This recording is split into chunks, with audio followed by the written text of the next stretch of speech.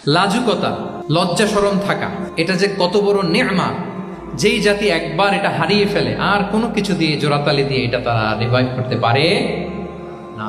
One of the core values of Islamic lifestyle. এই শালীনতা আমরা হারাতে বসেছি। মডেস্টি বললে অনেকে শুধু কাপড় চোপড় নিয়ে চিন্তা করে যে ছোট কাপড় বড় কাপড়। Modesty is not about only clothing but also your behaviour, your dealing, your overall character. শুধু আপনি মডেস্টি শালীনতা বললে কাপড় চোপড় নিয়ে চিন্তা করবেন না। এটা আপনার মডেস্টি ইন ইউর স্পিচ, আপনার কথার মধ্যেও শব্দ চয়নে মডেস্টি থাকতে হবে, আপনার বিহেভিয়ারে মডেস্টি থাকতে হবে, আপনার ডিলিংসে মডেস্টি থাকতে হবে। এই শালীনতা আমরা হারাচ্ছি। তার বিপরীতে আমাদের সমাজে অশ্লীলতার প্রসার হচ্ছে, লাজুকতা হারিয়ে যাচ্ছে। এই যে ওয়েস্ট তো এখন যা যা আমাদেরকে শিখাইছে, যেটাকে আমরা স্ট্যান্ডার্ড মনে করি, আবার তারা ফিরতেছে। এই যে ডিভাইসের কথা বলছি না, আপনি অস্ট্রেলিয়ার খোঁজ খবর নেন, যারা খোঁজ নিয়েছেন তারা জানেন আন্ডার 16 কোনো বাচ্চা সোশ্যাল মিডিয়া ইউজ করতে পারে না অস্ট্রেলিয়াতে। 1 মাস অ্যাপ্লাই করে, কান্ট্রি ওয়াইড অ্যাপ্লাই করে দেখায় ফেলছে। Facebook, including Facebook, WhatsApp, Twitter, TikTok, 10টা অ্যাপস যেগুলো বাচ্চাদের মধ্যে এডিকশন নিয়ে আসে, এগুলো সব বন্ধ। জানেন এই নিউজটা? জানেন? মানে ফিরতেছে, উল্টা ফিরতেছে। এই যে শালীনতার কথা আমরা বলি, এটা হারাচ্ছে। রাসূল সাল্লাল্লাহু আলাইহি ওয়াসাল্লাম বলেন, যার শালীনতা নাই, ইযা লাম তাসতাহি ফাসনা মা শি'তা, যখন তোমার লজ্জা শরম থাকবে না, যা মনে চায় তাই করো। শিশু মুহাম্মদ চলে গেল সেই বনু সাআদে। ছোট্ট মুহাম্মদ কাঁদে না কখন। ক্ষুধা লাগলেও কাঁদে না, ব্যথা পেলেও কাঁদে না। কিন্তু ছোট্ট মুহাম্মদের প্রাইভেটসের জায়গা থেকে কাপড়টা যখন সরে যেত, শিশু মুহাম্মদ কেঁদে দিত। সুবহানাল্লাহ, শালীনতা। ইযা লাম তাসতাহি ফাসনা মা শি'তা। রাসূল সাল্লাল্লাহু আলাইহি ওয়াসাল্লাম বলেছেন, যদি তোমার লজ্জা শরম না থাকে, লজ্জা শরমের মাথা যদি তুমি খাও, তুমি সব করতে পারবা, তোমাকে দিয়ে সব সম্ভব।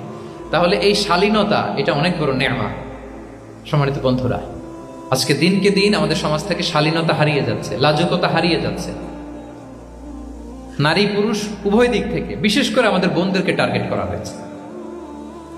নারীদেরকে, আমাদের বোনদেরকে, তাদেরকে প্ররোচিত করা হচ্ছে। তাদের সামনে আইডিয়া হাজির করা হচ্ছে যে নারী যত বেশি নগ্ন হতে পারে, সে তত বড় সাহসী নারী। বলেন, আমাদের সমাজে পত্রপত্রিকা আপনারা দেখেন না এটা? যে নারী নিজেকে যত এক্সপোজ করবে, সে তত বড় কি সাহসী নারী। এই তকমা তাকে দেয়া হচ্ছে। এটা টোটাল কমপ্লিট শয়তানের একটা মিশন। শয়তানের প্রথম মিশন হচ্ছে বনি আদমকে বিবস্ত্র করা। কি করা? আল্লাহ তাআলা আদম আলাইহিস সালাম, হাওয়া আলাইহিস সালামকে বলেছিলেন যে নিষিদ্ধ গাছ যেও না, খেও না। শয়তানের প্ররোচনায় খেয়ে ফেলেছিলেন, সাথে সাথে জান্নাতের পোশাক খুলে পড়েছে। তার মানে শয়তানের প্রথম মিশন হচ্ছে মানুষকে কি করা? নগ্ন করা। মানুষকে কি করা? নগ্ন করা। তাহলে আমাদের বোনদেরকে এমন ভাবে তাদের সামনে উপস্থাপন করা হচ্ছে, প্ররোচিত করা হচ্ছে, এবং বলা হচ্ছে নগ্নতার পথে যে বেশি হাঁটে সে নাকি তত সাহসী নারী। নাউযুবিল্লাহি মিন যালিক। তাহলে এই যে মানব জাতিকে বস্ত্রহীন করা, এটা শয়তানের একটা মিশন। তার বিপরীতে ইসলাম নারীকে সম্মান দিয়েছে, সম্মান করেছে। যে ঘরে প্রথমে কন্যা জন্মায়, খায়রুকুম মান বুকিরা বিল উনসা, সে ঘরটাকে আল্লাহ তাআলা বরকতময় করে দেয়। 2 সন্তান তো 2 জান্নাতের দরজা ওপেন।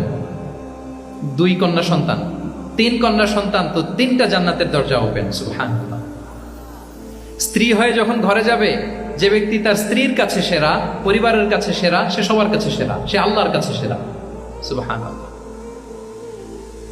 এবং কোন মা যদি সন্তান জন্ম দিতে যে মারা যায়, কিয়ামতের দিন আল্লাহ তাআলা ওই মাকে শহীদদের কাতারে দাঁড় করাবেন। আর যদি সেফলি সন্তান ভূমিষ্ঠ হয়, আল্লাহ বলে মায়ের পায়ের নিচে ওই সন্তানের বেহেশত। সুবহানাল্লাহ। কিভাবে নারীর স্টেটাস, মর্যাদাকে ইসলাম বাড়িয়েছে। এবং এই যে ইসলাম যে নারীকে যে ভিআইপি হিসেবে কনসিডার করে, হ্যাঁ, ইসলামের দেয়া নারীর ড্রেস কোড নিয়ে আমাদের অনেকের কত কথা, কত ক্রিটিক। এটা কেন করে?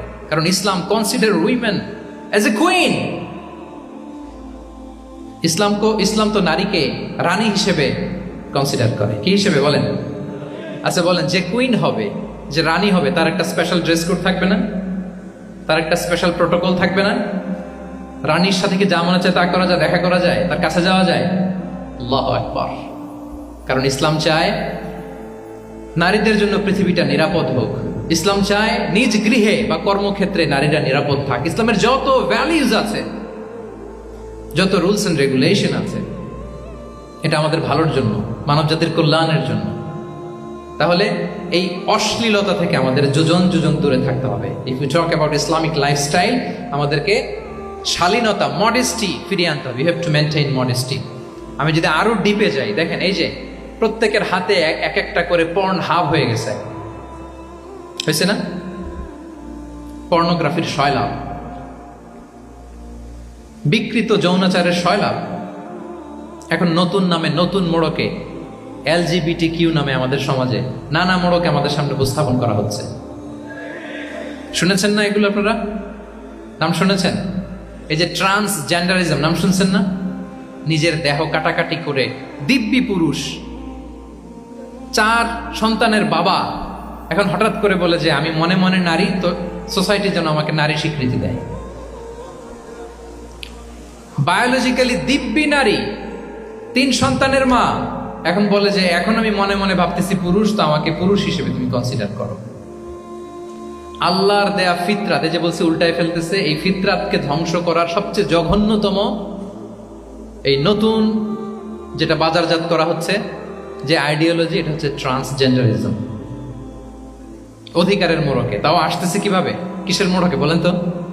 রাইটস এর কথা বলে, যেটা একটা রাইটস।